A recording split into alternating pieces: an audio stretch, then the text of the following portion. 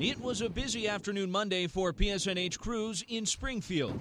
The storm maybe didn't pack a sizable punch, but workers say it caused power outages for nearly half of the town's 670 customers. It's too early. It hit last night. It woke us up. It was so loud. The wind was ferocious. Cindy Duane was one of those whose power went out. We heard the furnace shut down, so we knew that the power had gone off. And when the furnace shut down, the generator started up. This fall storm felt more like winter. We were covered in ice. We couldn't see out the windows this morning. It was much the same for Jeff Steingrieb, who lives up Oak Hill Road. He lost power early Monday morning, but says the storm was so bad, it could have been worse. The way the wind was blowing this morning, I was actually surprised that we didn't lose our power last night.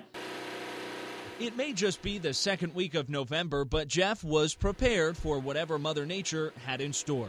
We're ready for it. We get at least one or two a year.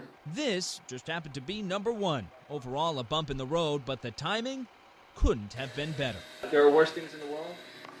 Yeah, it could happen in February. In Springfield, I'm Adam Harding, WMUR News 9.